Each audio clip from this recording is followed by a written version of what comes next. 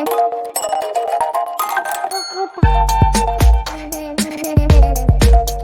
Video में बात कर लेते हैं देवयानी इंटरनेशनल लिमिटेड की। क्विकली एनालिसिस देख लेते हैं। चैनल को लाइक एंड सब्सक्राइब करना मत भूलिएगा। तो देवयानी इंटरनेशनल में आप देख रहे होंगे स्टॉक में एक बियरिशनेस देखने को मिल रही है अपन को, और अभी से नहीं है, कल भी ये बियरिशनेस थी और ओवरऑल ट्रेंड यहाँ पे वीक चल रहा था कुछ दिनों से। वेल वो तो आप समझ लो कि मार्केट में थोड़ा फॉल था, तो उसके साथ साथ यहाँ भी फॉल देखने को मिला। Majority of the stocks red में ट्रेड कर रहे थे, बट यहाँ पे फॉल अपन को एक सडन देखने को मिला। वजह है कि स्टॉक के नतीजे रहे। यहाँ पे आप देखें तो नतीजे कुछ खास नहीं रहे, इसीलिए स्टॉक में ये फॉल है।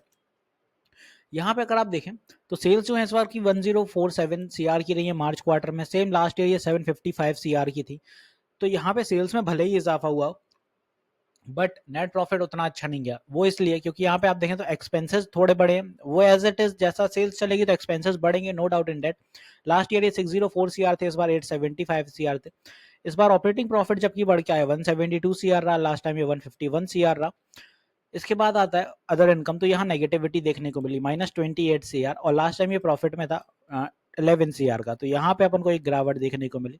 साथ ही साथ इंटरेस्ट देखें तो इस बार बढ़ा 57 सीआर हुआ, लास्ट टाइम में 47 सीआर हुआ, और डेप्रिसिएशन बढ़ के काफी हो गया। इस बार 126 सीआर रहा और लास्ट टाइम ये 78 सीआर। तो दिस इज द रीजन के प्रॉफिट फोर टैक्स निकल के आता है -30 सीआर, -38 सीआर, और लास्ट टाइम ये था 41 सीआर, और नेट प्रॉफिट इसीलिए निकल के आता है -49 सीआर, और लास्ट टाइम में था 60 सीआर। तो यहाँ पे आप देखें नेगेटिविटी देखने को मिली है अपन को नतीजों में, और ये नतीजों में नेगेटिविटी अभी की नहीं है। इससे जून के क्वार्टर में -2 था, और उसके पहले ये 21 में इतनी बड़ी नेगेटिविटी थी। तो यहाँ पे ईपीएस आप देखें गिर के कहाँ आ गया। लास्ट ईयर यही ईपीएस था, अर्निंग पर शेयर 0.50 रुपीज का था, इस बार माइनस है 0.06 का। तो ईपीएस में भी गिरावट देखने को मिली है। साथ ही साथ आप यहाँ पे जब पीर कंपैरिजन पे आते हैं तो आरओसी 8% का हो गया है।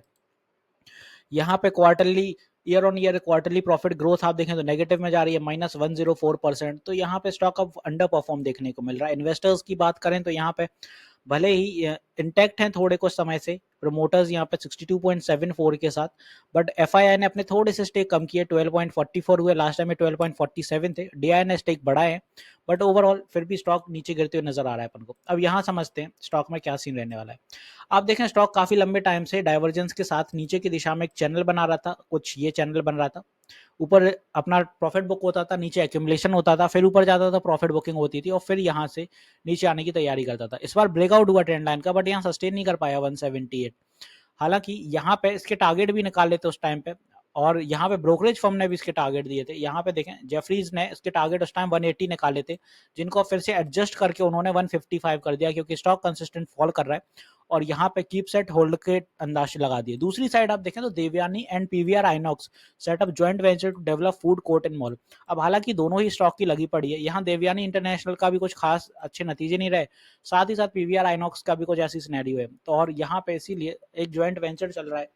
अब क्या सीन रहता है वो इनका अलग है, बट अपन को है चार्ट से मतलब। यहाँ पे देखें तो स्टॉक में स्ट्रॉन्ग सपोर्ट बन रहा है ट्रेंड लाइन के ऊपर यहाँ पे, अगर क्योंकि ट्रेंड लाइन के अंदर आता है तो वीकनेस फिर से दिखाएगा, और स्ट्रॉन्ग सपोर्ट आप देखें तो इसी लेवल पे हैगा 150, बड़ा साइकोलॉजिकल लेवल है, इसीलिए यहाँ पे स्टॉक होल्ड कर रहा है। तो मल्टीपल कंफर्मेशन है। बाय एनी मींस यहाँ से स्टॉक गिरता है तो अपन को स्टॉक में दिखेगी वीकनेस, और 146 पे स्ट्रॉन्ग सपोर्ट रहेगा। फर्दर इसके बाद जो सपोर्ट है वो अपना रहेगा 142। अब यहाँ पर कहीं पे अगर स्टॉक जा रहा है तो फिर वीक होता जा रहा है। वॉल्यूम की बात करें तो आप देखें 2 दिन से वॉल्यूम काफी रेडनेस के साथ देखने को मिल रहे हैं अपन को। यहाँ पे वॉल्यूम काफी रेड है, और ओवरऑल आप देखें तो रेडनेस ज्यादा देखने को मिल रही है वॉल्यूम्स में, ना कि greenish. This is the reason कि जब आपको ऐसी रेडनेस की बड़ी बड़ी कैंडल्स देखने को मिले, सॉरी बार्स देखने को मिले वॉल्यूम में, तो समझ लीजिए कि उस स्टॉक के दिन अच्छे नहीं चल रहे हैं, वो कंसिस्टेंट फॉल ही दिखा रहा है। और यही रीजन है कि स्टॉक में आप देखें यहाँ से फॉल है, बियरिशनेस के साथ वो कैंडल भी दिख रही है। यही कैंडल अगर ग्रीन होती रेड की जगह तो आपको कुछ अंदाजे दिखते कि यार हाँ ऊपर जा सकता है स्टॉक, और अभी बुलिश ट्रेंड पे है। जब भी ये कैंडल से आपको अंदाजे लगा लो, जब तक ये कैंडल में कोई ग्रीनरी नहीं देखने को मिलेगी नीचे, आपको ये स्टॉक के ट्रेंड आप समझ लीजिए कि ऐसे ही रहने वाला है। फर्दर ट्रेंड भी ऐसे ही देखने को मिलेगा, और अभी कहाँ नहीं जा सकता स्टॉक, कहाँ तक नीचे जा सकता है।